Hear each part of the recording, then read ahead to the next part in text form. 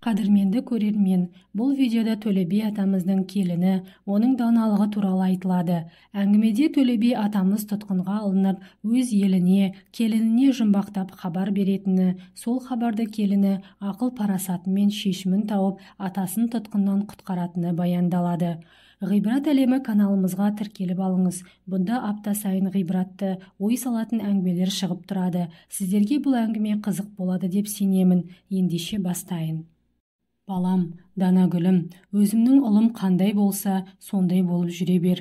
Атаға көрінбей қашып кетуді қой, ол ескірген әдет. Мен болсам халық үшін жүрген адаммын, көбінесе түзде жүремін. Үйдің, ауылдың бәрінің ақылшысы өзің бол шырағым. Шаруаны да өзің басқар. Тізгін шылбырды қолыңа ал, деп келінін баласындай көріп, титтей нәрсе болса да ақылдасып отыратын болды. Бір жақтан жолаушылар келсе, үлкен кісідей келініне көрген білгенін айтып, сұрақ қоя сынап, ауылдағы шаруаның жайын әңгімелетіп, үнсіз тыңдап отырады екен. Көп ұзамай-ақ келіні ел аузына ілікті. Ол Төкең тегін кісі емес қой, келінді тауып алды шүкірлік. Келіні ауыл аймақ ағайын туғанға түгел ақыл беруге жарайды, десті жұрт. Төкең сыртта алталашқа билік айтса, қара домалақ келіні ауылдағы ағайын туғанға билік етті. Арбаның дөңгелегіндей өтіп жатқан уақыт қой. Бірде Төле би алыстағы жегжатына барып, атқосшысы екеуі ғана қайтады. Қайсы жолмен жүрсек екен, бір жол бар ел жағалап жүреді. Бір жол бар шөл жағалап кетеді. Ол төте жол. Қызылқұмды кесіп, ел жағалап 10 күн жүргенше, шөлмен кетсек ауылға 4-5 күнде барамыз. Осының қайсысымен жүреміз, деді жолдасы. О батырым, қарын ашпай тамақ тәтті болмайды. Жолаушы жүрмей, ер қадірлі болмайды. Қиыншылық көріп қарның ашпай ас қадірін білмейсің. Жаяушылық көрмесең ат қадірін білмейсің. Ел жағалап жүрміз ғой, салт аттылымыз, сабау қамшылымыз. Төтелеп тартып шөлмен жүріп көрелік. Азар болса 3-4 күн далаға түнерміз, немесе малшыға түнерміз. Малшы кезікпесе аңшыға түнерміз. Тәуекел, шөлмен төте тарталық. Екеуі шөлмен тартты. Елден шығып 2 қонып, 3 қонып келе жатты. Бұлар келе жатқан шөлді 40 қарақшының жайлап жүрген кез еді. Олар кезіккенді тонап, елден мал ұрлап, ешкімге теңдік бермей жүрген қарақшылар. 3-ші күні Төле би жолдасы екеуі 40 қарақшыға тап болды. Бас салып, сөз сөйлеуге де мұрша бермей қолға түсірді. Ақсақалды қарттың Төле би екенін олар білген жоқ. Атын тартып алып, киімін тонап, екеуін шөлге тастайтын болды. Төкең өзінің кім екенін айтпады.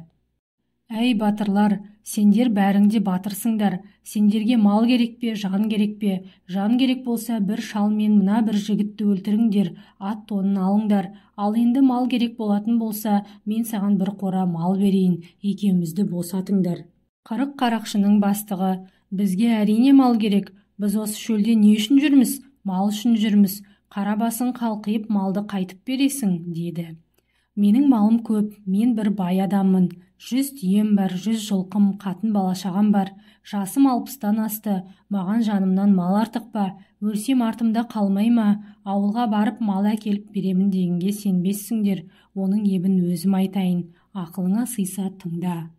Мен аулыма хат жазайын. Кенже ұлыма құда түсіп, біреудің қызын әпермек болдым.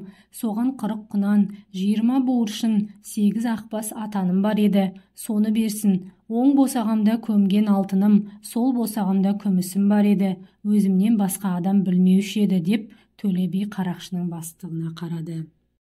Алтын қадірлі ме, күміс қадірлі ме? Ой, алтын қадірлі. Алтыныңыз болса алтыныңызды жіберсін деңіз, деді қарақшының бастығы. Онда оң босағамдағы алтынымды тұтас берсін. Дүниені жиғанда қайтемін, жанымнан садаға. Біз екеумізді де жібермей ұстап отырыңдар. Біреуің менің атыма мініңдер. Аттың тілі жоқ қой. Атыма мініп, хатымды алып барсаңдар, осы малды айдатып жібереді, деп хат жазып, атын шапанын беріп, 2 қарақшыны жұмсап, өздері құдықтың басындағы қарақшылардың шайласында қалды.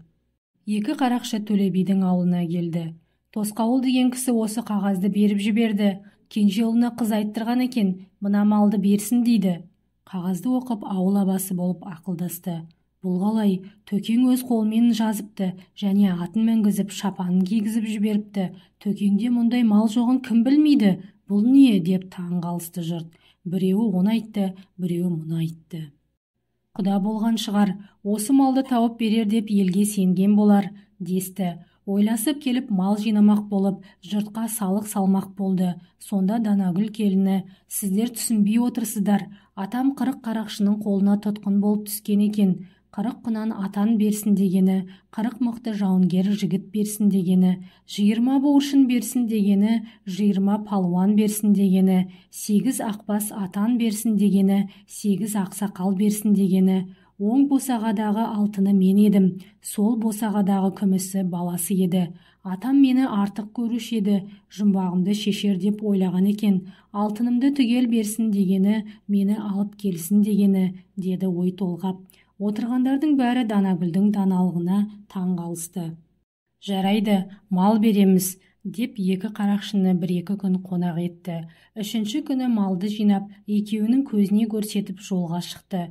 2 қарақшы жол бастап келеді. Бірнеше күн жол жүріп, құмның шетіне іліккен соң Данагүл: ал енді жақындап қалдық қой, сіздер алдымен барып хабарын айта беріңіздер, деді. 60 жігіт 8 ақсақал соңдарынан жасырын ілесіп келіп жатқан еді. Ойларында дәнеңе жоқ 2 қарақшы оза шауып шайлаға барды. Біз бардық, айтқаны рас екен, малды берді, бай шал екен. 2-3 малшысы малды айдап келеді, біз хабар айтқалы бірін жеттік, деді. Қарақшылар қуанып, жаймашуақ болып, аттарын қоя беріп жайғаса жатты. Бәрінің басында мал келе жатыр, олжаға қарық болдық деген ой. Күн батысымен қалың қол сау етіп, құдықтың басында қаннен қаперсіз жатқан қарақшыларды тырп еткізбей қоршап алды. 40-ын да матап байлады. Сонда Төле би бәріне арнайы сөз сөйледі. Ғұмыр біреу, кезек екеу деген. Сендерге өлім керек пе, өмір керек пе? Кешегі күні тұтқынға мен түсіп едім, бүгін сендер түстіңдер. Дүние кезек деген осы болады. Маған сендердің аттарыңның керегі жоқ. 5-6 күн сендермен жолдас болып қалып едім. Тілімді алсаңдар, әлі де болса ақылымды айтып ара түсейін. Бәріңнің елге пайдаларың жоқ. Жарлының жалғызын тартып ап жылатасыңдар. Шөлдеп, шөліркеп келе жатқандарды өлтіресіңдер. Айдалада не қатының жоқ, не бала шағаң жоқ. Қаңғып өмір сүресіңдер. Зорлық түбі қорлық деген. Жетім мен жесірге, жалғыз жарымға жасаған зорлықтарың бүгін мойындарыңа түсіп отыр. Жазықсыз өлген жандардың қаны үшін сендерді қырып жіберсек, шамамыз жетеді, оны біліп тұрсыңдар. Менің атым Төле би. Адамның баласына әділдік айтып, таласқан тартысқанын, жауласып айтысқанын анықтап, өмірімше істеп келе жатқан кәсібім жұртқа жақсылық жасау, болысу. Біреуге біреу зорлық істесе, біреуге біреу қиянат жасаса, оған әділ жаза кесемін, әділ үкім айтамын. Жәбір шеккен жанға болысып, оны ажалдан, азаптан құтқаруға асығамын. Сендердің қарақшылық кәсіпке ден қойғандарыңа қанша уақыт болды? Содан бері не малды, не жанды болған жоқсыңдар. Бұларыңнан не пайда? Әлде болса мен сендерге болысайын, тілімді алсаңдар өлтіртпейін. Сендер бұл кәсіпті қойыңдар, тәубаға келіңдер. Мына менімен бірге жүріңдер. Қатының жоғыңа қатын, малың жоғыңа мал, үйің жоғыңа үй алып беремін. Халықпен бірге өмір сүріп, адал кәсіп істеңдер. Салмай жортқан ерден, салмай құлындаған бие артық табады деген. Таза, адал еңбек істесеңдер, қарның тояды. Біреуді жылатып тартып алғанның берекесі болмайды. Менің айтар ақылым осы. Осы 2 жолдың қайсысын таңдайсыңдар? Қарақшының бастығы: айналайын атамай, айтқаныңыздың бәрі рас. Онан қашқан, мұнан қашқан 40 рудан біз. Қанша уақыт болды ел тонап малды алдық, керуенді де тонадық. Ішкен тамағымыз болмаса еш қайсысы жұққан жоқ, жырымыз жырланды.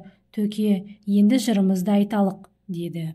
Біз де адамның баласымыз, өзіңіз секілді әкеден тудық, бірақ жаман жолға түсіп дүние қудық. Бұл әдетіміз мынадан болды. Осы тұрған алдыңыздағы 40 жігіттің 40 түрлі сыры бар. Біздің әкеміз қарақшы болған жоқ, шешеміз зұлым болған жоқ. Әр қайсымыз әр елден келген адамбыз. Біреу істеп қойған күнәсін би кешірмей, басына өлім жазасын тудырған соң қашып шықты. Біреу малы жоқ болған соң байдың малын ұрлады. Сол ұрлаған малды қалың малға жұмсап, тұрмыс құрмақ болды. Бай өлім жазасын берген соң қашып шығып, қарақшылық жолға түсті. Енді біреу әкемізді құл, шешемізді күң етіп ұстаған соң, сол қорлыққа шыдамады. Біздің де адамшылық жігіттік арымыз бар. Әділетін айтатұғын жан болмады. Қолынан келген би мен мықтылар байдың сөзін сөйлеп, бізге жаза берді. Сонан соң туған елді, жанды тастап, қарақшыларға қосылдық. Қырқымыздың 40 түрлі сырымыз осы. 1000 күнгі жаманшылықтан бір күнгі тірлік артық деген. Біз арымызды арлаймыз, кегімізді жоқтаймыз деп жүріп қарақшы болдық. Сөйтіп жүргенде сізге жолықтық. Біздің де көретін жақсылығымыз бар екен. Біз де адам болады екенбіз. Тіршілік етіп өмір сүретін болдық. Даңқыңызды естігенмен қасыңызға бара алмаушы едік. Сізді Құдай айдап кез қылды. Мұң-мұқтажымызды көзіңізбен көрдіңіз. Біз секілді қарақшыны кім ұнатсын? Құдықтың сасық суын ішіп, құм даланы кезіп жүруші едік. Сіздей ақылды қамқоршыны қайдан табамыз? Айтқан сөзіңізге 1001 рет құлдық. Айтқаныңызды істелік. Бір туысыңыздай болайық. Сыртыңыздан естуші едік. Біздің де адам болатын күніміз бар екен.